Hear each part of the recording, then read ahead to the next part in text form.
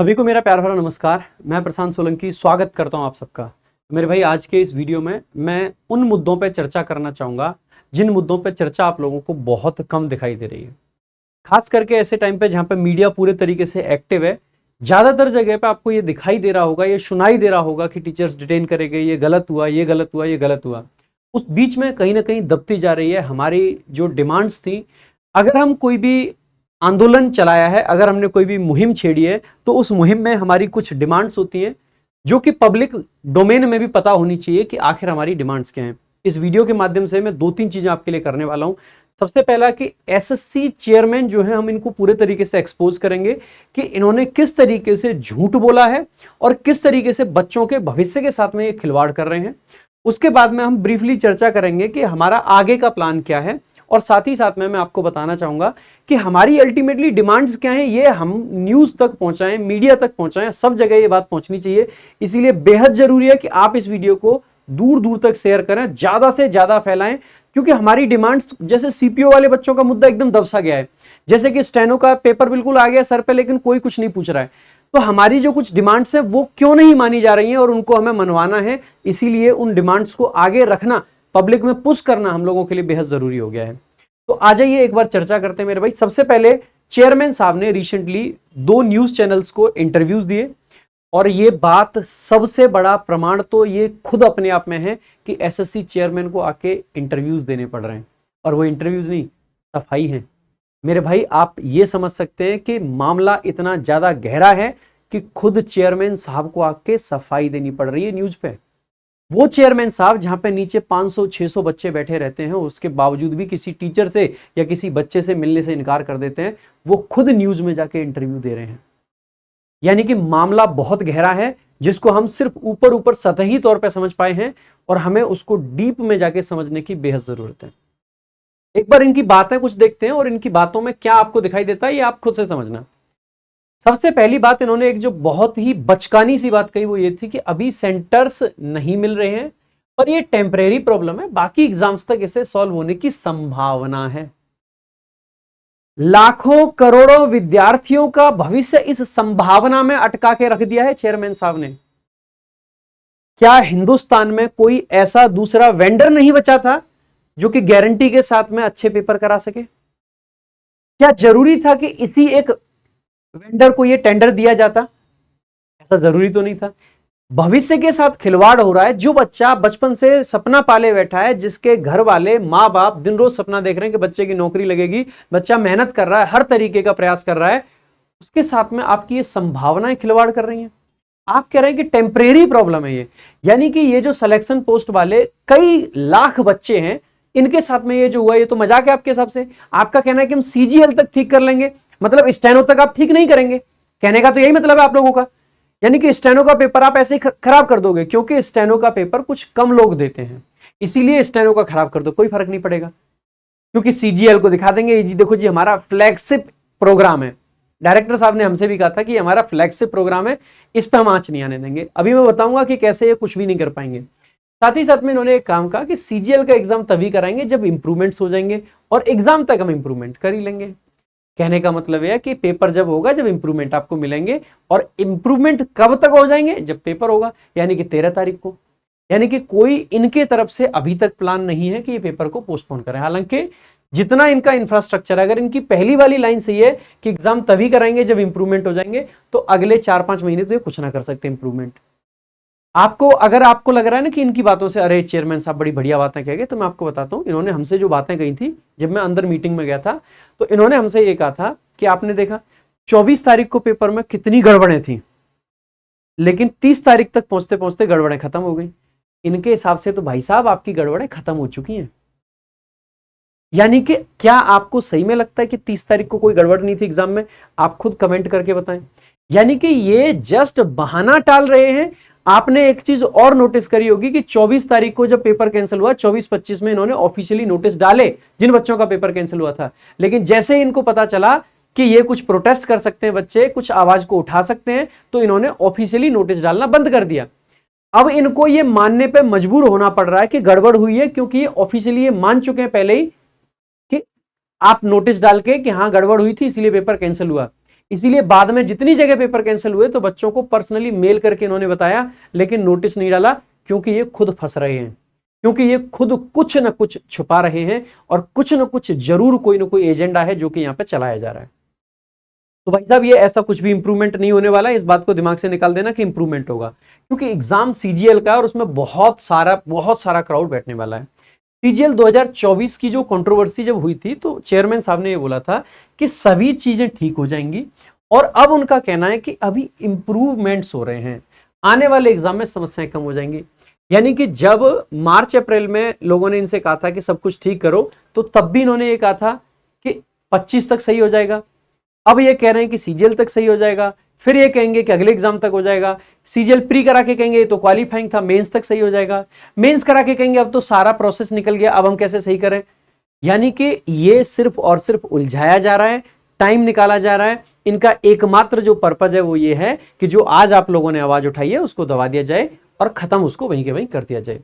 आखिर अब exam monitoring unit EMU की जरूरत क्यों पड़ी?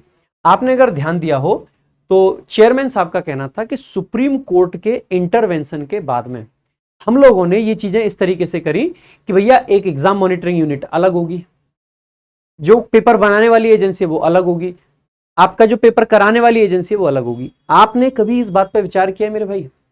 एक पेपर बहुत अच्छे से चल रहा है, बड़े फेवरेबल तरीके से, बड़ा बढ़िया तरीके से, उसमें कोई खामी नहीं है, क्योंकि जब सीजीएल 2024 की बात लेके गए थे और जब जब चेयरमैन सर के सामने सवाल उठाए गए थे तो इन्होंने कहा था कि हमारा जो एग्जाम प्रोसेस है ना वो इतना ज्यादा ट्रांसपेरेंट है, इतना ज्यादा ट्रांसपेरेंट है कि उसमें कोई भी लीक होने का चांस नहीं है, कोई भी एग्जाम पेपर कॉम्प्रोमाइज होने का चांस नहीं है, एक भी सीट अनफेयर तरीके से नहीं भरी जा सकती है, इतना ट्रांसपेरेंट सिस्टम है।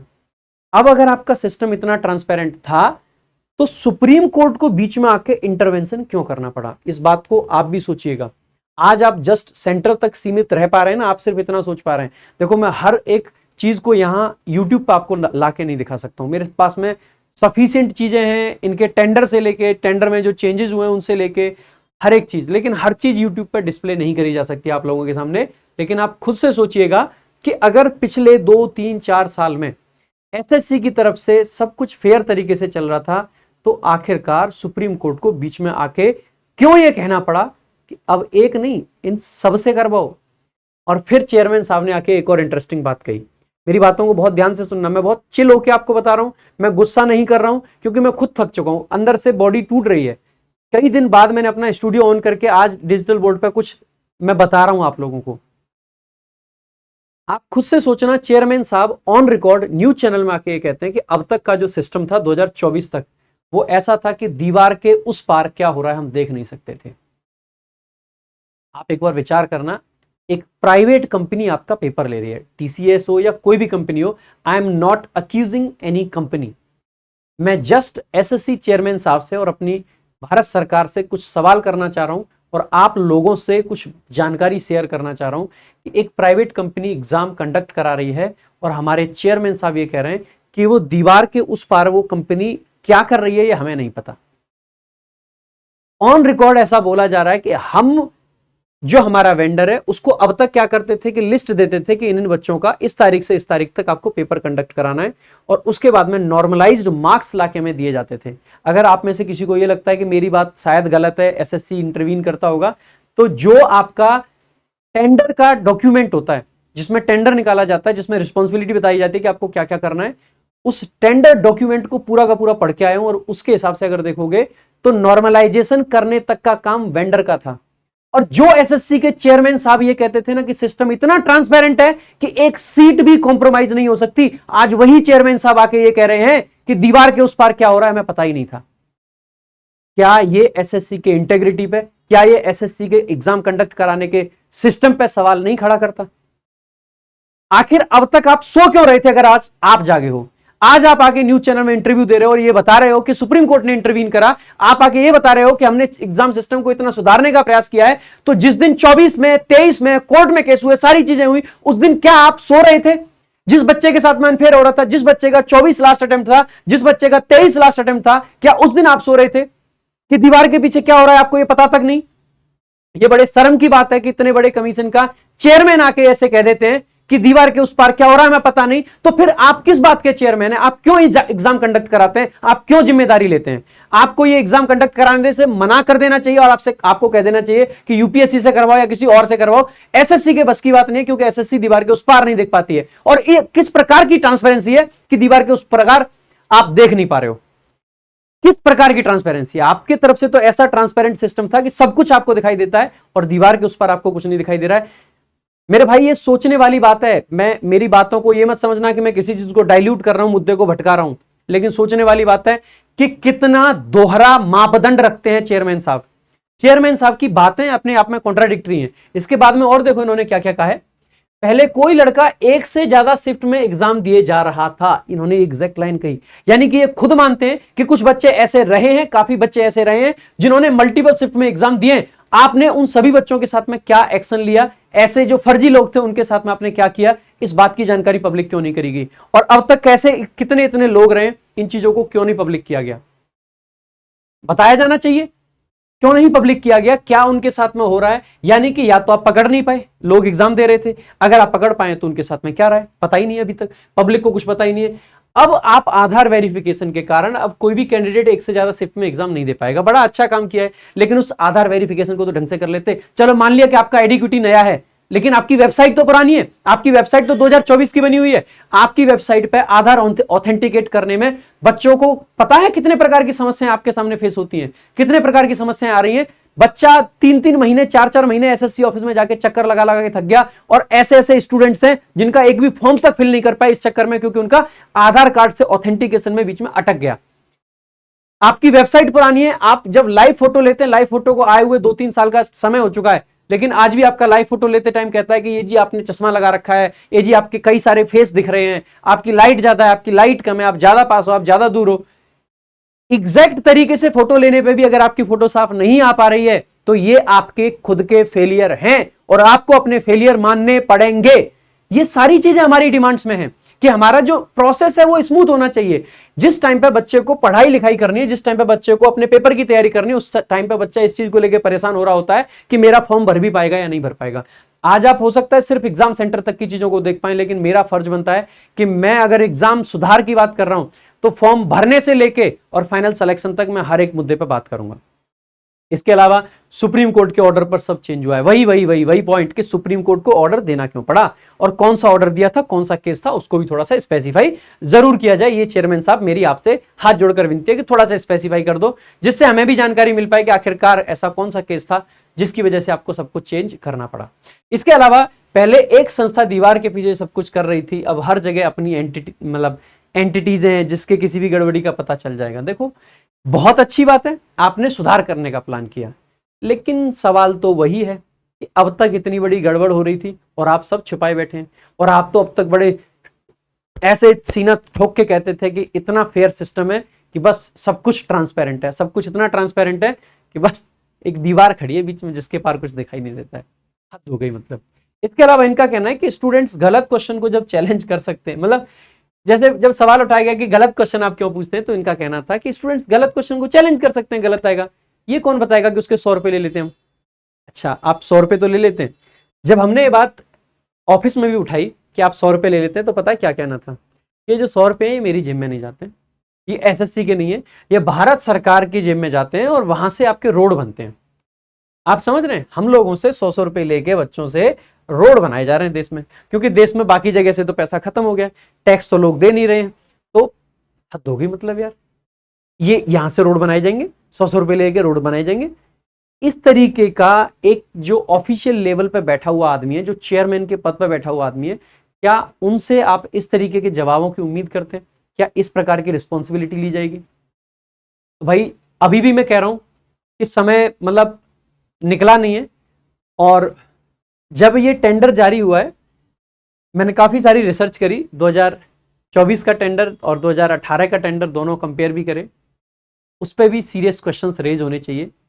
जिस तरीके से ये जो नई कंपनी है जिस तरीके से टेक्निकल एवोल्यूशन में फायदे दिए गए या जिस तरीके से इसको आगे बढ़ाया गया, उस पर भी क्वेश्चंस रेज किए जाने चाहिए। बहुत सारी चीजें हैं, लेकिन फिलहाल जो एक प्लान बनाया है कि आगे अगले 2 दिन हमें डिजिटली पूरे तरीके से एक्टिव रहना है, प्रोटेस्ट करना है, जिसके लिए बताया था कि आप सभी लोगों को दोपहर 12 बजे 4 तारीख को ज्ञापन देने हैं हर जगह जा जाके, अपने एमपी को, अपने एमएलए को, अपने डीएम को, जहां आप पहुंच सकते हैं। और जहां आप ज्ञापन देंगे उसकी छोटी सी फोटो या वीडियो जो भी लेके आप क्या करो, बेसिकली सोशल मीडिया पर डालो। खास करके कौन से सोशल मीडिया पे, तो मेरे भाई जो आपका ट्विटर है, एक्स जिसको बोलते हैं, उस पर जरूर डालो। और ये वाले हैशटैग्स आपको यूज करने हैं, डीएम मदद करो, एमपी मदद करो, एमएलए मदद करो, ठीक है। तो जिससे कि हम बेसिकली, हम तो हेल्प मांग रहे हैं, हम कोई प्रोटेस्ट नहीं कर रहे हैं, हम कोई आंदोलन नहीं कर रहे हैं, हम कुछ नहीं कर रहे हैं, हमें जस्ट मदद चाहिए, हमारी मदद करो, क्योंकि हमारा सिस्टम जो है पूरे तरीके से खराब हो चुका है। 4 अगस्त के दिन ही शाम 6 बजे के लिए जो सभी लोगों ने प्लान किया वो ये है कि एक बार ताली थाली बजा लेते हैं, थोड़ी सी थाली, जिससे कि ये आवाज जो है वो यूनाइटेड दिखे और सब लोगों तक पहुंचे। और मोदी जी से मदद की गुहार लगाएंगे कि मोदी जी मदद करो, ये सोशल मीडिया पर हमें करना है, ठीक है। इसके अलावा जो एक और चीज थी वो थी कि 5 अगस्त को कैंडल मार्च नहीं, एग्जैक्टली कैंडल लेके आप लोगों को, जो भी आपका चौराहा है, या आप अपनी, मान लीजिए कोई चौराहा नहीं है, कुछ भी नहीं है, तो आपको क्या करना है, अपनी लाइब्रेरी के बाहर, चाहे आप 10 लोग हो ना, कैंडल जला के बैठ जाओ और अपने हाथ में पर्चे ले लो कि जी हम ये चाहते हैं, एसएससी में रिफॉर्म करो, या रेलवे में रिफॉर्म करो, या स्टेट एग्जाम में रिफॉर्म करो, जो भी आपका एग्जाम का कंसर्न है आप वो लेके बैठ सकते हैं, ठीक है। तो ये सारी चीजें आपको बताई थी हमने कि इन चीजों पर काम करना। मैं थोड़ा सा आपको बता देता हूं कि जो हमने डिमांड ड्राफ्ट रखा था उसमें क्या क्या चीजें हमें चेंज चाहिए थे, क्या किस प्रकार के बदलाव की जरूरत थी। तो ये ड्राफ्ट मैंने खुद ही बनाया था, लगभग 18 पेज का ड्राफ्ट था, 3-4 दिन क्लासेस व्लासेस हटा के इसमें मैंने सारे इश्यूज को इनकॉर्पोरेट करा था। सबसे पहला इश्यूज हमने ओटीआर और फॉर्म फिलिंग का ही रखा था कि इसको हटाया जाना चाहिए। इसके बाद में हमने एडमिट कार्ड से रिलेटेड इश्यूज रखे थे, जिसमें मेजर इश्यूज की अगर हम बात करेंगे तो एडमिट कार्ड डाउनलोड करने का इशू था, इनकरेक्ट क्रेडेंशियल्स बताता था। इसके अलावा late release of admit card पर हमने क्वेश्चन किया था कि आप ये लेट एडमिट कार्ड दे रहे हो, चेंज हो जा रहा था सेंटर या फिर डेट एडमिट कार्ड रिलीज होने के बाद में, इस पर भी हमने क्वेश्चन रेज किया था। सेंटर जो डिस्प्ले नहीं कर रहा था, एडमिट कार्ड ब्लैंक थे, इस चीज पर भी हमने क्वेश्चन रेज किया था। एग्जामिनेशन सेंटर पे क्या क्या प्रॉब्लम थी, हमने इसको भी इशू में डाला था कि जो अलॉटमेंट थे वो डिस्टेंट या रिमोट एरियाज में हो रहे थे, सेंटर बहुत ज्यादा मतलब फार थे, चूजन प्रेफरेंसेस थे, जो हमने चूज किया उससे बहुत दूर थे। सेंटर जो लोकेटेड थे वो रिमोट, मतलब रिमोट एरियाज में थे, यानी कि जहां पे ज्यादा एक्सेस नहीं है, ऑटो नहीं जा रहे हैं, गाड़ियां नहीं जा रही हैं, ऐसी जगह पे थे। नॉन प्रेफर्ड सिटीज में थे, कैंसिलेशन हो रहा था एग्जामिनेशन का शेड्यूल डेट पे, allotment of different examination centre for examination scheduled on same day. खास करके ये सिलेक्शन पोस्ट में ही होता है, बाकी एग्जाम में नहीं होगा, क्योंकि सिलेक्शन पोस्ट में क्या होता है, आपका 10th level, 12th level, graduation level, तीनों के लेवल पे एक ही दिन में एग्जाम होना है, सेंटर अलग अलग है। तो ये सारा था। कॉम्प्रोमाइज्ड सेंटर्स, ये इसीलिए था क्योंकि काफी सारे जगह पे हमने ऐसे इश्यूज देखे थे जहां पे मोबाइल फोन अंदर जा रहा है, मोबाइल फोन से सेंटर में बच्चों के पेपर देते हुए कि अगर वीडियोस बाहर आ रही हैं तो वो सेंटर्स ऑटोमेटिकली कॉम्प्रोमाइज्ड माने जाएंगे। तो ये चीज यहाँ पे होनी चाहिए थी। इसके अलावा इश्यूज हमने दिखाए थे कि जब एग्जाम बच्चा देता है तब क्या क्या इश्यूज होते हैं। तो यहाँ पे एंट्री और वेरिफिकेशन का बहुत बड़ा इशू था।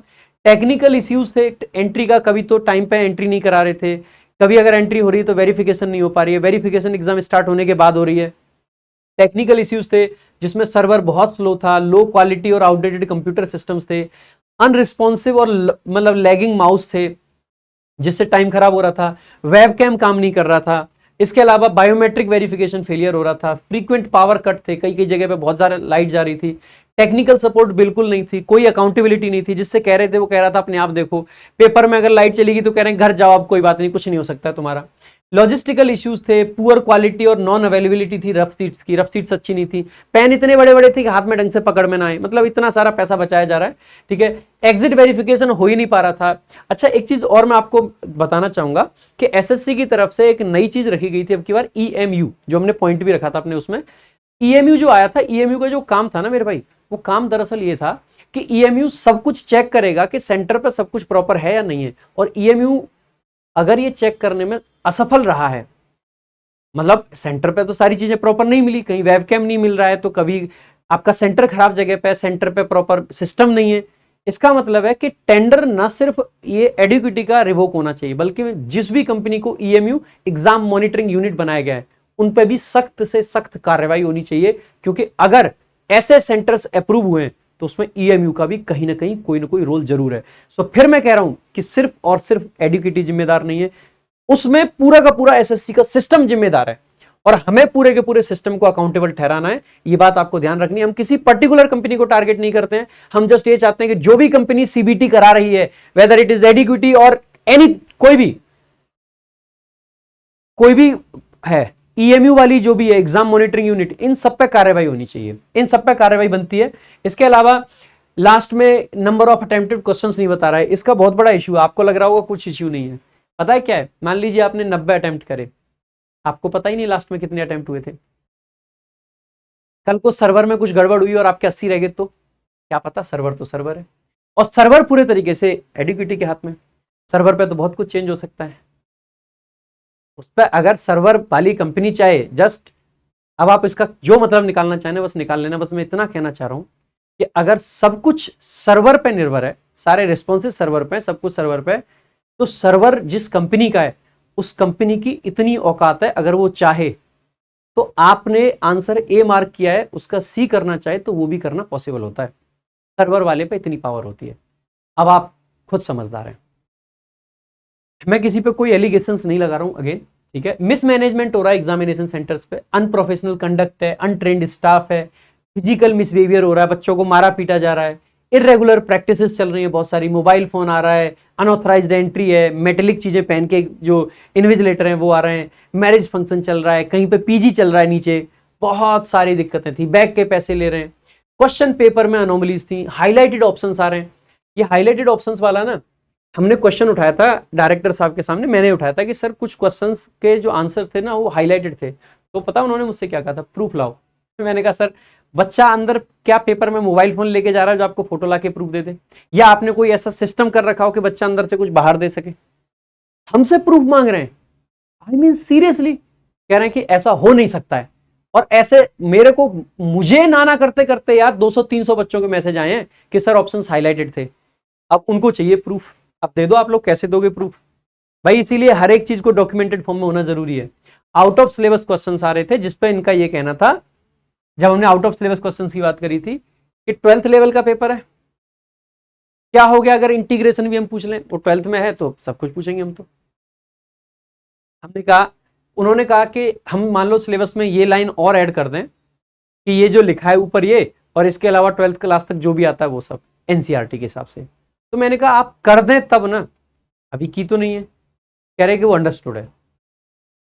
सेक्शनल डिस्क्रिपेंसीज, कोई सेक्शन का कहीं जा रहा है, कहीं, इन चीजों पे बात करने से भी मना कर दिया था उन लोगों ने। क्वेश्चन डिजाइन का इशू, इस पे भी हमने डिस्कस किया था कि सर कई जगह पे रिपीटेशन आ रही है, ठीक है, कई जगह पे मिसिंग फिगर्स आ रहे हैं। उनका कहना था कि मिसिंग फिगर का प्रूफ दे दो। रिपीटेशन हमने बताया था कि 24 की शिफ्ट मान लो 25 को 70% रिपीट हो गई, तो उसका जवाब आपने पहले भी सुना होगा, ये तो अच्छी चीज है अगर रिपीट हो गई तो। बच्चा 24 का पेपर दे के आया, उसने आके बाहर बताया ये क्वेश्चन आए थे, 25 का सोचेगा अरे भाई अब ये तो आ ही नहीं सकते, इनको नहीं पढ़ो, वो अलग पढ़ेगा, वही आ जाएंगे, वो एकदम सरप्राइज हो गया उसके लिए। कितनी बचकानी बात है, कितनी बचकानी बात है लिटरली। हम लोगों को, मैं और अविनाश सर बैठे हुए थे, हमको हंसी आ गई थी और सर को सामने से टोकना पड़ा कि आप लोग हंस क्यों रहे हैं। ये हालत है। इसके बाद में रॉन्ग क्वेश्चंस तो आ ही रहे हैं, ट्रांसलेशन गलत आ रहा है। आपको पता है एक ही जगह, जैसे मान लीजिए मैथ्स का क्वेश्चन है जिसमें ए बी सी है इंग्लिश में, पूरा का पूरा एआई से ट्रांसलेट करके दे रहे हैं, पूरा का पूरा। पता है जो हिंदी भाषा है ना, उसमें ए को ऐसे लिख रहे हैं ए, बी को बी, सी को सी, स और उस पर ई की मात्रा, ऐसा ट्रांसलेशन आ रहा है, समझ रहे हो? Anomalies in examination structure, examination structure में बहुत सारी अनोमलीज हैं, इस पर मैंने पहले भी चर्चा की थी, मेरी डिटेल्ड वीडियो है जो एग्जाम पैटर्न पे मैंने बनाई थी कि क्या एग्जाम पैटर्न चेंज होना चाहिए। तो मैं आज भी उस चीज पे स्टिक हूं कि बिल्कुल होना चाहिए, नहीं किया इन्होंने, गलत है। क्योंकि अभी का जो स्ट्रक्चर है ना, उसमें एक क्वेश्चन की इतनी ज्यादा वैल्यू है, 130 क्वेश्चन में आपको 70 पोस्ट पे डिसाइड करना है कि किस पे क्या, किसको क्या सीट मिलेगी। 70 से भी ज्यादा पोस्ट है एसएससी सीजीएल में, और मेंस की कट ऑफ लगती है अकेले मेंस के बेसिस पे, यानी कि सिर्फ और सिर्फ 130 क्वेश्चन ये डिसाइड कर लेना कि इन 70 में कौन। और पता है टॉपर में और जो लास्ट सेलेक्टेड कैंडिडेट है उसमें 2 क्वेश्चन 3 क्वेश्चन का गैप रह जाता है बस, यानी कि 2 या 3 क्वेश्चन अगर तुक्के ज्यादा लग गए होते तो टॉपर होता, और 2-3 तुक्के कम लगे तो खत्म मामला, टाटा बाय बाय। इतना ज्यादा लक बेस्ड एग्जाम है। हमारे एग्जाम में लक का बहुत बड़ा फैक्टर बन चुका है। यूपीएससी में लक उतना फैक्टर नहीं करता है, पता है क्यों? क्योंकि यूपीएससी में बहुत बड़ा एक पूर्णांक बहुत बड़ा है। जब तक यहां भी पूर्णांक बड़ा था, जैसे इससे पुराना जो आपका पैटर्न था उसमें क्या था कि 200 इंग्लिश के क्वेश्चन थे, 100 मैथ्स के क्वेश्चन थे, 300 मेंस के थे, 200 प्री के थे, मतलब 100 प्री के थे, टोटल 400 क्वेश्चन थे। 400 क्वेश्चन के बेसिस पर सिलेक्शन होता था, और 400 क्वेश्चन के बेसिस पर सिलेक्शन पहले हो रहा था। अब वही सिलेक्शन 130 क्वेश्चन के बेस पे होता है, जो कि बहुत कम है, ठीक है। ये इस बात में पहले ही बात कर चुका हूं। नॉर्मलाइजेशन इश्यू था जिसको इनका कहना है कि अब परसेंटाइल सिस्टम आ गया, और परसेंटाइल सिस्टम कैसे काम करता है मैं आपको बता देता हूं। जो सर ने मुझे समझाया था वो बात मैं आपको समझा देता हूँ। कि उनका मैंने पूछा था कि सर एक बार इसको एक्सप्लेन कर दो कैसे काम करेगा, तो ये ऐसे काम करेगा। मान लीजिए एक पेपर 51 शिफ्ट में कंडक्ट कराया गया, मान लेते हैं सीजीएल का पेपर 51 शिफ्ट में जाके होता है, ठीक है। अब 51 शिफ्ट में जो पेपर हुआ है और एसएससी सीजीएल मेंस के लिए मान लेते हैं 51,000 बच्चे लेने हैं, तो हर शिफ्ट में से 1000 टॉपर ले लिए जाएंगे। This is how percentile system works, that's about it.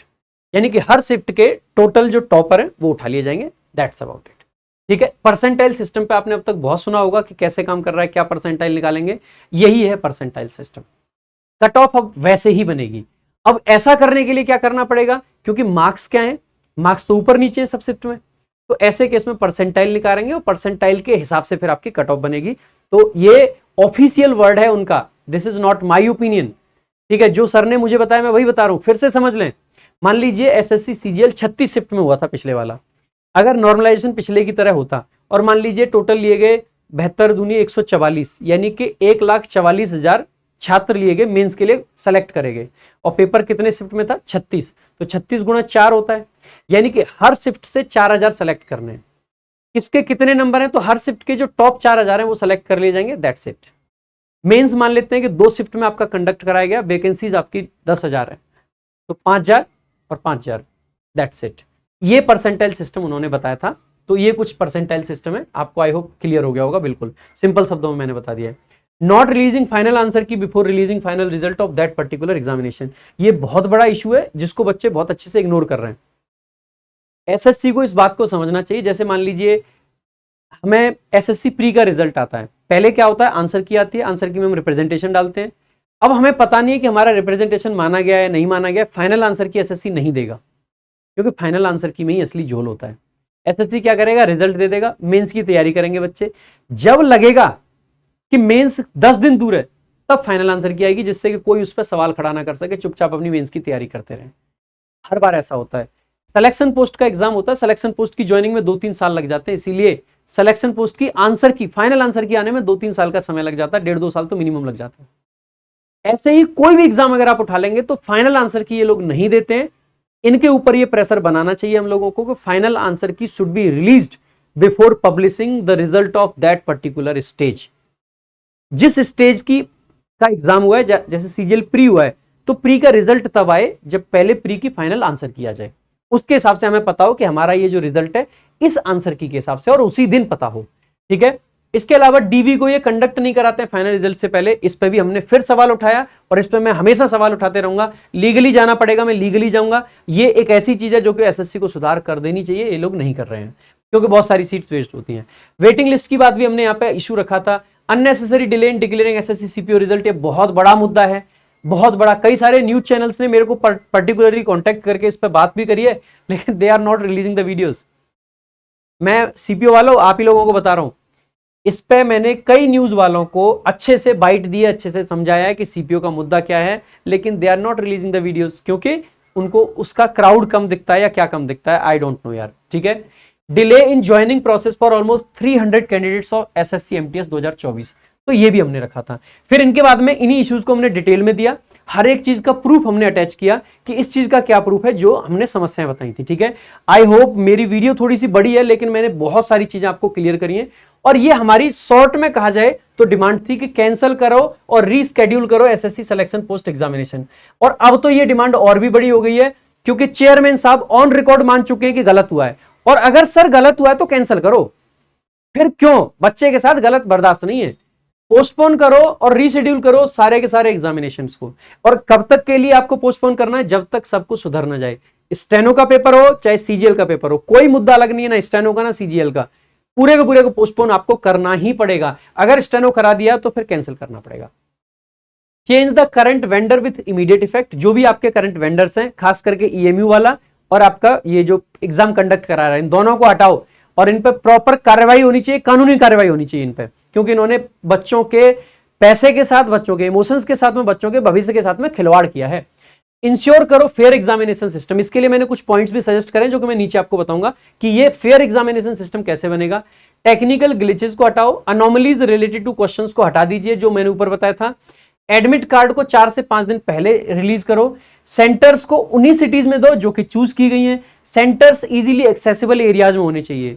ऐसा नहीं है कि मान लीजिए मैंने दिल्ली चूज किया, दिल्ली में किसी झंडुम में जाके डाल दो, नहीं भाई, अच्छी जगह पे सेंटर हो जहां पे प्रॉपर सारी की सारी एम्यूनिटीज, सारी की सारी फैसिलिटीज मुझे मिल पाए। ठीक है, नंबर ऑफ क्वेश्चंस बढ़ाओ, जो कि हम पहले डिस्कस कर चुके हैं। रिलीज फाइनल आंसर की, ये वाला भी बोला था। कंडक्ट करना है डॉक्यूमेंट वेरिफिकेशन, वेटिंग लिस्ट लेके आओ, सीपीओ का रिजल्ट डिक्लेयर करो और एमटीएस वालों की ज्वाइनिंग दो।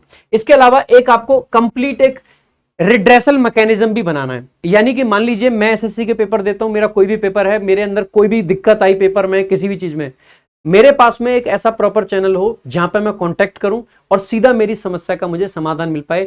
आप इस तरीके का कोई भी सिस्टम बिल्ड करो, हेल्पलाइन नंबर जारी करो या कोई भी ऐसा सिस्टम बनाओ जिससे अगर मेरी कंप्लेंट जाए तो वो सुनी जाए। आप कहते हो मेल करो, मेल आप नहीं देखते हो, और मेल अगर देखते भी हो सर तो आप जवाब नहीं देते हो। तो इसीलिए ये सब चीजों पे ध्यान दो। ठीक है, बाकी मैं थोड़ा सा बता देता हूं कि जो फेयर एग्जामिनेशन सिस्टम है, इसके लिए आपको क्या क्या करना चाहिए। टाइमली एग्जामिनेशन कैलेंडर जारी करना है। एप्लीकेशन प्रोसेस को थोड़ा सा स्मूथ बना देना है जिससे कि बच्चों को दिक्कत ना रहे। पेपर टाइम से कंडक्ट होना चाहिए। अब की बार लेट कर लो लेकिन बाकी आपको हमेशा टाइम से करना है। रिलायबल कंप्यूटर सिस्टम्स दो। ट्रांसपेरेंट एग्जाम प्रोसेस बनाओ।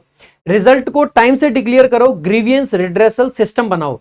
ठीक है, accountability for errors low. Fair exam centres का एलोकेशन करो। रेगुलर वैकेंसीज का नोटिफिकेशन निकालो। और इसके अलावा unnecessary delay because of loop holes in SSC exam process. इससे क्या होता है, एसएससी की गलतियां, लूप होल इनके हैं, सारी दिक्कतें इनकी हैं। जैसे सीपीओ का रिजल्ट अटका, वो एससी एसटी के ऊपर अटका। भैया नोटिफिकेशन में तुम्हारे में कमी है लेकिन सफर कौन कर रहा है, बच्चा। एसएससी सीजीएल 2024 क्वेश्चन किसने गलत दिए, एसएससी ने। लास्ट में झेल कौन रहा है, बच्चा। लास्ट में जिसका इवन सिलेक्शन भी हो गया वो भी देगा 25 का पेपर। क्यों? क्योंकि उसके ज्वाइनिंग लेटर पे लिखा है कि ये जो ज्वाइनिंग लेटर है ना, ये जो आपकी नौकरी है, ये subject to the outcome of the court है, जो कोर्ट का केस है। यानी कि अगर आप हर रिजल्ट को आउटकम का सब्जेक्ट टू आउटकम कर दोगे तो ऐसे केस में तो बच्चा पेपर ही देता रहेगा जिंदगी भर। खिलवाड़ नहीं है क्या ये?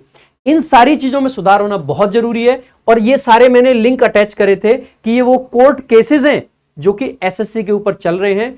टेक्निकल ग्लिचेस हटाना और ये सब चीजें हम बात कर चुके हैं। तो मेरे भाई मैंने आपको सारी एक एक मुद्दे को समझा दिया है। ये क्लिप्स आप इस वीडियो को काट के कहीं भी यूज करो, मैं किसी पर कोई कॉपीराइट नहीं मारने वाला हूं।